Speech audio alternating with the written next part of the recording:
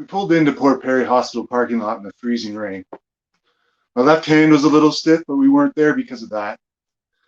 We were there to bring our little girl into the world. I was excited, in no way disappointed, just worried. What was I going to teach a little girl?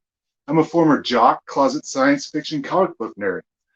I can lift weights and recite useless pop culture references, but none of that will be useful. She was born the next morning, a healthy baby girl, just like we were told.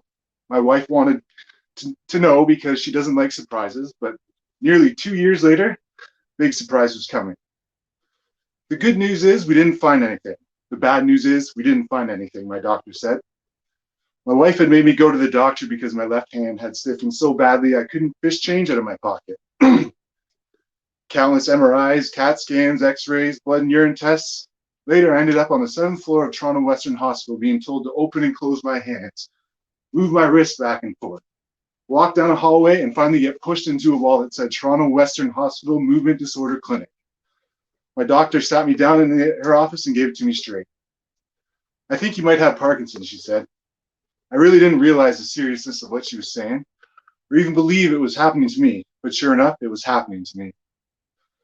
I started to research online and read things like Parkinson's is a progressive movement disorder caused by a lack of dopamine in your body, which also affects mood, speech, short-term memory, and even takes your sense of smell, although all Parkinson's patients are different. There's also side effects from medications used to treat the symptoms, not cure, like involuntary movements, mood swings, and impulse control issues. The more I read, the worse it got. My life had just gotten started, and I was looking at the end. My job, my house, my family, all in jeopardy. I was especially angry at the fact that my now 2-year-old girl would not have a normal upbringing that I had.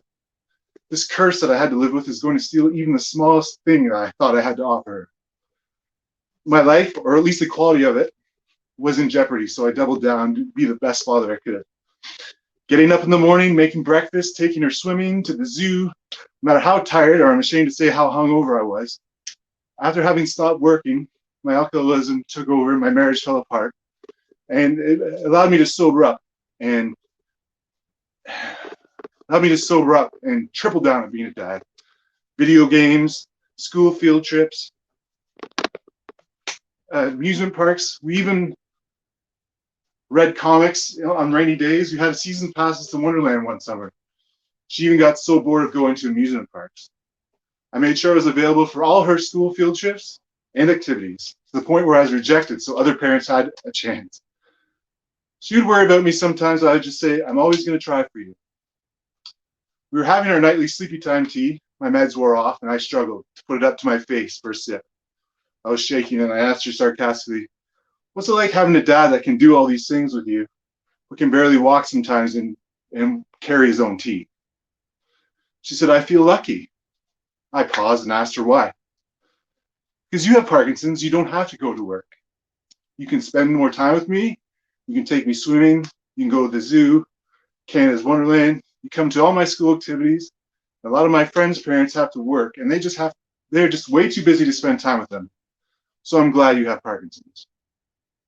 I couldn't believe what I'm hearing. My 8-year-old just taught my 38-year-old ass a lesson in perspective. And I was worried about what I was going to teach her. But maybe she's there to teach me. Is it possible that Parkinson's made me a better father? Would I have tried so hard, or being so attentive?